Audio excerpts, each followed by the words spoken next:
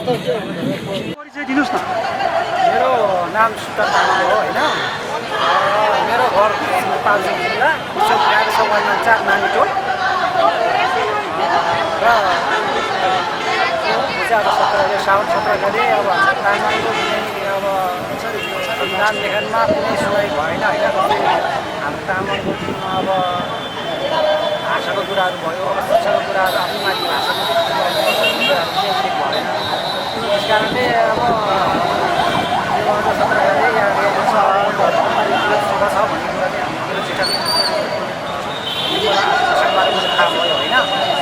उहाँले मलाई अब त्यस कारण यसकै लागि आएको हो। के भन्न चाहन्छु भने हाम्रो यो तामाङ सबैले नै हाम्रो तामाङको अधिकार हुनुपर्छ भन्ने। अनि अब भूकम्पले गर्दाखेरि तामाङहरू इन्डिया छिर्नु परेको भन्ने कुरा पनि राख्नुभयो। अनि गाउँमा अर्को भूकम्पको तपाईँको राहतको कार्यक्रमहरू अथवा पुनर्निर्माणको कार्यक्रम कसरी चलिरहेको छ? अब रातको त अब पहिले भनौँ अब 1 महिना चाहिँ अलिक चलेको अब एउटा घरको बुढाबाबा अब जानु पाएको होइन। अनि त्यस्तै अब अलिअलि त पाएको आशादेखि त पाएन। यो नयाँ संविधानमा तपाईँ लगायत जस्तो गाउँका मानिसहरू जस्तो रमा तामाङहरू हुनुहुन्छ, उहाँहरू के चाहनुहुन्छ? जस्तै अब हाम्रो अब अघि हामीले यहाँ राख्नुभएको छ अब धर्मनिरपेक्ष कुराहरू धर्मनिरपेक्ष नै हुनुपर्छ होइन। अब हिन्दू राज्य चाहिँ अब हिन्दू धर्मले चाहिँ घोषणा गर्नु भएन र हाम्रो एउटा तामाङ पछाडि परेको कारण पनि हाम्रो कुनै भाषा सिक्नले नै 1 वर्ष लाग्छ। नेपाली भाषा सिक्ने आफ्नै भाषाको लिपि निकालेर आफ्नै भाषा शिक्षा दिनु पाए त्यसलाई संविधानमा त्यो लेख्यो भने त्यो राम्रो हुन्छ जस्तो मलाई लाग्छ। र आफ्नो भेषभूषा तामाङको भेषभूषा तामाङ सांस्कृतिक संविधानमा राम्रो हुन्छ। धन्यवाद। समय निकालेर आउनुभयो त्यसको लागि धन्यवाद। यसरी नै लागिरहनु भन्दै धन्यवाद दिन चाहन्छु। धन्यवाद। सानो परिचय दिनुहोस् न। मेरो नाम चाहिँ रामलामा सिंह हो। म नोकोट जिल्ला कोपरी गाविस वार्ड नम्बर 8 बाट आएको हो। जुन आज यो भेला छ भनेर हामीलाई त्यो आज किन आउनुभयो तपाईँ यहाँ? आज यहाँ म एउटा तामाङको छोरो भएको कारणले यो देशमा संविधान लेख्दैछ। हाम्रो तामाङहरू मात्र नभएर आदिवासी जनजातिहरूको लिग अधिकारको लागि जुन खबरदारी सभा भन्ने थाहा पाएर म नोकोटबाट आएको हुँ। किनभने हामी आदिवासी जनजातिलाई तपाईँको पहिचानसहितको संहिता अथवा धर्मनिरपेक्षहरू कुराहरू यो चाहिँ हाम्रो यो संविधानमा लेख्नुपर्छ भन्ने मेरो मान्यता हो। किनभने त्यसै कारणले म पनि म लगायत मेरा गाउँका अरू साथीहरू पनि मसँग आउनु भएको छ र यो युगमा एकचोटि लेख्ने संविधान हो।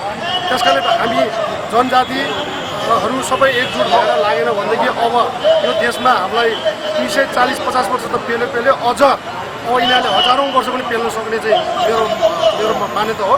त्यस कारणले यो पहिचानसहितको संहिता अब जुन धर्मनिरपेक्ष लगायत हाम्रो सुनिश्चित हुनुपर्यो हाम्रो यो जुन संविधानमा भन्ने मेरो लाग्यो।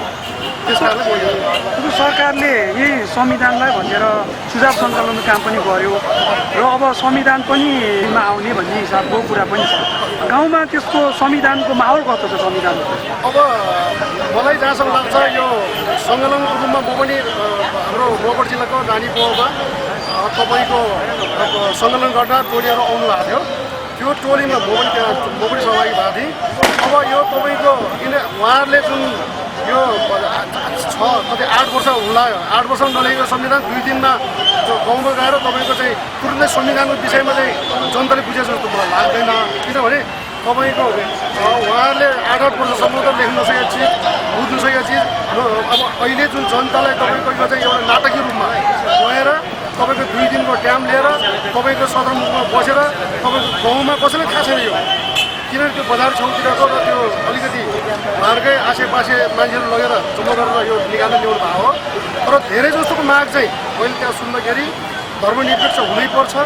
अब किनभने हामी नोकोट जिल्लामा लगभग मैले हेर्दाखेरि बहुसङ्ख्यक हाम्रो चाहिँ तामाङ जात छ त्यहाँ भन्दा अरू जातका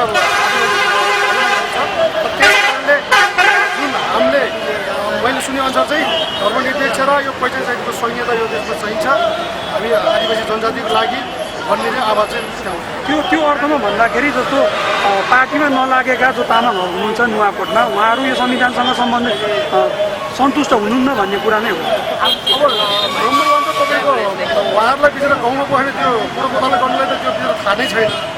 कतिपय पार्टी लागे चाहिँ अब तपाईँको मैले देख्दाखेरि तपाईँको अब त्यो एउटा मान्छेले तपाईँको चाहिँ 81% हिन्दू छ भनेर भन्यो।